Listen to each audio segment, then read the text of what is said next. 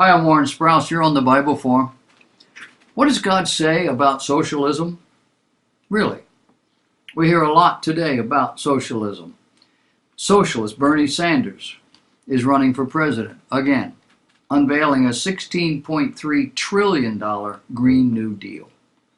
He's called for drastic action against oil companies. He says fossil fuel executives should be criminally prosecuted for the destruction they've knowingly caused.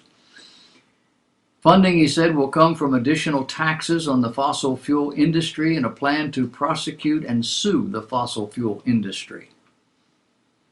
Not sure how you can raise the prices and sue them at the same time without getting, I guess it's a way of getting your money back. And all of these costs, they're all going to be transferred to the consumer. Didn't really answer that question. The 21st century Democrats are socialists. So what is socialism?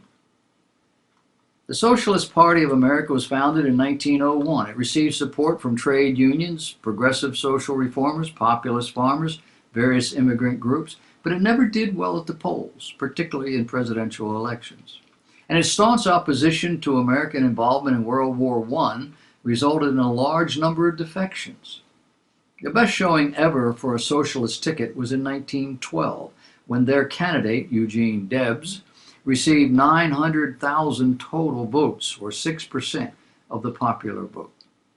In 1920, Debs ran again, this time from prison, and received 913,000, 3.4% of the total. So what is socialism? There are really only two types of social organization: collectivism and individualism.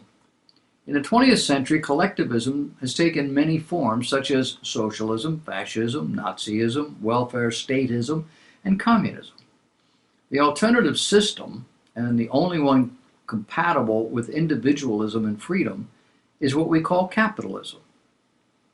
Collectivist systems like socialism rely on state power to forcibly redistribute wealth. The systems amount to legalized theft. C. Bradley Thompson, who's a professor at Ashland University, staff member at John Ashbrook Center for Public Affairs, has summarized socialism as a ruling system that, quote, uses compulsion and the organized violence of the state to expropriate wealth from the producer class for its redistribution to the parasitical class, end of quote. Socialism rebounded in the 1930s during the Great Depression under the leadership of Norman Thomas, but Franklin Roosevelt's New Deal policies, which introduced America to welfare statism, prevented socialism from gathering much steam. We made it legal. Later, the party's opposition to American involvement in World War II cost it much of its support. The party stopped running presidential candidates after 1956, when its nominees won fewer than 6,000 votes. The party decided instead to focus its effort on educational programs. In the early 1970s, the party splintered into three major groups, and the original party changed its name to Social Democrats USA. This marked a resurrection of socialism in America. Newsweek's February 2009 issue proclaimed on the cover, "We are all socialists now." As proof, the magazine pointed to the fact that the U.S. government had already, under a conservative Republican administration, effectively nationalized the banking and mortgage industries. The writer of the cover article then asserted, whether we want to admit it or not, the America of 2009 is moving toward a modern European state. So what's going on? Well, the ideological movement is related to the rapid secularization and paganization of American society in recent years, especially since the election of President Barack Obama in 2008. Socialism always flourishes in a secular society, and the reason is simple. Here's how Robert Knight of the American Civil Rights Union explained it in a recent article. Socialism goes hand in hand with abandoning God and worshiping the idol of an ever-growing government. And that's how United States Senator Bernie Sanders of Vermont, an avowed socialist, won more than 12 million votes in the 2016 Democrat presidential primary by promising that government would become the national nanny, providing for every need. He promised free college, free health care, and another $10 trillion in federal spending. His audience? College-aged children, isolated from reality in colleges, the financially and organizationally ignorant, the anarchists, the selfish, and others.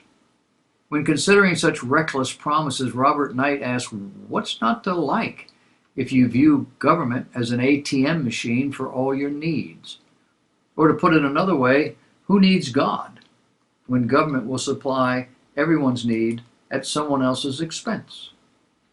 Defenders of socialism always try to present themselves as compassionate people who care for the underprivileged. They characterize capitalism as a dog-eat-dog system that produces inequities, inequalities, with great disparity between the rich and the poor.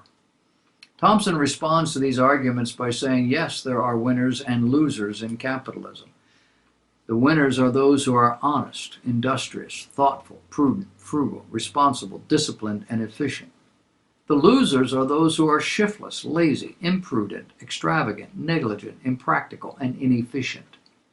Capitalism is the only social system that rewards virtue and punishes vice. Thompson then sums up his whole argument against socialism by saying, simply put, socialism rewards sloth and penalizes hard work, while capitalism rewards hard work and penalizes sloth. However, the argument needs common sense. The young people who are swarming to Senator Sanders' support are spiritually bankrupt as a generation. They view government as God. They're also a greedy generation. They desire the free stuff. And they're obviously ignorant of economics and are hard up for common sense. For one of the facts of life is that there are no free meals. Thus, if government gives you a free education, you're going to spend the rest of your life paying exorbitant confiscatory taxes to cover the costs of that education and the free educations of those who follow you. I guess the problem with common sense is it's not very common. So what saith the Lord? Some liberal Christian spokesmen have tried to defend socialism on the grounds that the early church in Jerusalem practiced it, described in Acts chapter 2, verses 44 and 45. And all those who had believed were together and had all things in common, and they began selling their property and possessions and were sharing them with all as anyone might have need. Yeah, the early Christians who were severely persecuted banded together in communal groups to help defend and support one another. That's a far cry from socialism. The key here is that they shared their goods of their own free will. No one forced them to do it. We give a lot of our money to many ministries, churches, and social welfare organizations that provide food, clothing, and even lodging to poor people. But we do so willingly, as an expression of our love of Jesus. Nobody's forcing me to do this. Again, the socialists utilize the power of the state to force people to give to others through policies that result in a forced redistribution of income. And that is called theft, pure and simple. Their desire is to make people dependent upon the state because such dependence in turn will provide the socialists with an ever greater power over our lives. One interesting thing in this regard is that when socialist politicians are forced to reveal their income tax returns, they never show any significant donation to help the poor. Nope. These compassionate liberals want to help the poor, but with your money and your time and mine, not theirs. Robert Murdoch, the British media mogul, owner of Fox News, recently gave a speech about the virtues of capitalism. In the process, he made a very insightful comment about socialism. Socialism, he says, is a form of feudalism. The lord is the state and the aristocracy which rises up around the state. The serfs are the same people who have always been serfs throughout history. Socialism doesn't save anyone from working for the company store. Government just becomes the company store. Winston Churchill had a pithy way of presenting profound ideas in brief statements. He compared socialism to capitalism, saying, "The inherent vice of capitalism is the unequal sharing of blessings. The inherent virtue of socialism is the equal sharing of misery."